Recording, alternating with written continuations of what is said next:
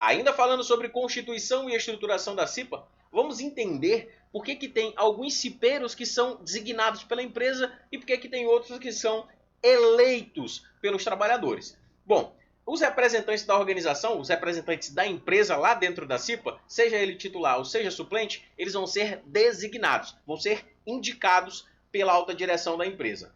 Agora, os representantes dos empregados, sejam eles titulares ou suplentes, eles vão ser eleitos. Eleitos. Como é que acontece essa eleição?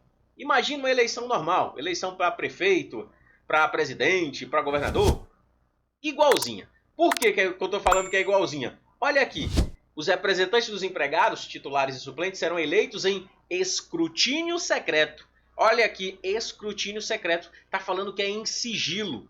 As pessoas têm que ter um local para poder votar onde seja sigiloso. Então tem que ter ali um escrutínio secreto, tem que se criar um sigilo sobre o momento ali da votação. Tem que ser em escrutínio secreto e devem participar dessa eleição, independente de filiação sindical, exclusivamente os interessados.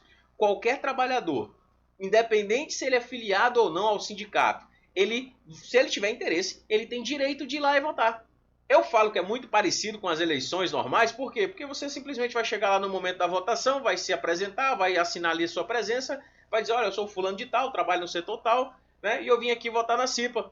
Então, você vai lá, vai se dirigir a um local onde as pessoas não vão saber em quem você vai votar, certo? Por isso que tem um nome aqui do lado dizendo escrutínio secreto. Por quê? Para que você não seja coagido a votar em candidato A, B, C ou D. Tranquilo? Então, você vai lá, você vai votar e vai ser do seu interesse se você quiser votar ou não. Não tem multa, né? A gente não está falando do TSE, não está falando do Tribunal Superior Eleitoral. Você não tem obrigatoriedade de votar, mas é bom que você participe desse processo. E o simples fato de você se interessar, ir lá e votar, tá tranquilo. Não precisa, não é vinculado uma filiação sindical. Tem gente que pensa que a CIPA faz parte do sindicato. Tem nada a ver. A CIPA nada tem a ver com o sindicato. Mas agora que você já descobriu que tem alguns funcionários que são designados pela empresa, que tem outros que são eleitos em escrutínio secreto pelos trabalhadores, o presidente e o vice-presidente, quem é que indica? Você sabe dizer? É o seguinte, a organização ela vai designar entre os seus representantes, entre aqueles representantes que a empresa designou para ser cipeiro, ela vai dizer, ó, eu estou indicando esses aqui e, dentre eles, esse cidadão aqui, essa cidadã aqui vai ser o presidente ou a presidente da CIPA. Quem decide é a organização, é a empresa. E o vice-presidente? Bom, está dizendo aqui que os representantes eleitos dos empregados escolherão entre os titulares o vice-presidente. Deixa eu explicar.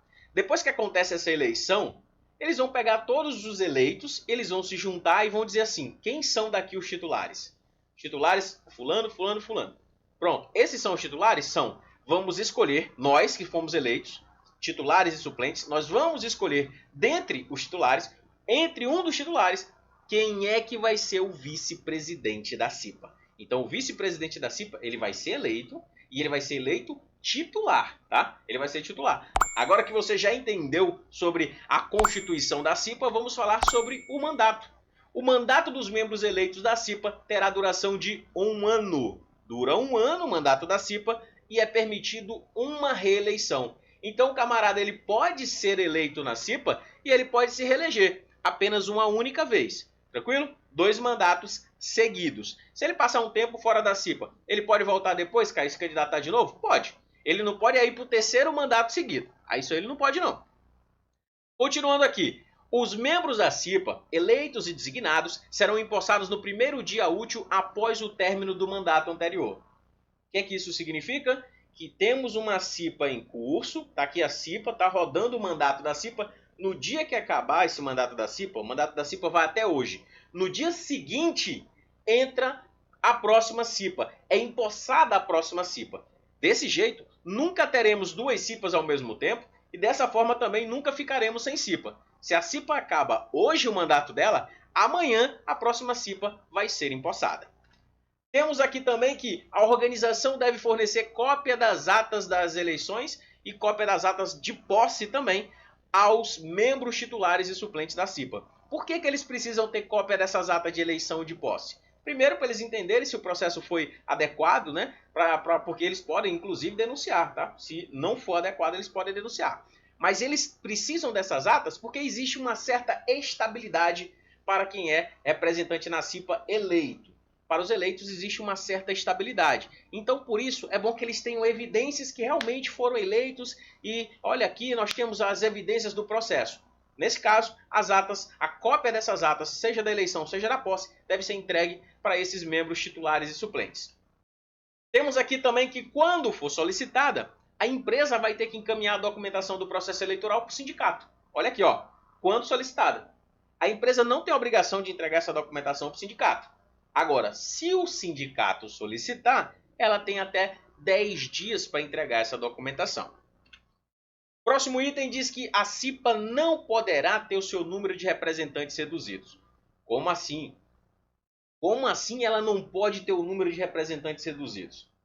Vou te explicar. Imagina que a CIPA foi montada, foi formada e ela tinha 10 membros eleitos e 10 membros designados. Ela tinha 20, né? É uma empresa grande, então tinha 20 membros na CIPA. Observe que, mesmo que reduza o número de funcionários da empresa, o que logicamente vai reduzir o número da CIPA, a CIPA não pode ser reduzida assim. Tem que esperar a próxima eleição. Aí na próxima eleição vai ter menos vagas, porque diminuiu o número de funcionários. Olha o que é que está dizendo o texto. Está dizendo assim, ó, a CIPA não poderá ter o número de representantes reduzidos, bem como não poderá ser desativada pela organização antes do término do mandato de seus membros, ainda que haja uma redução no número de empregados.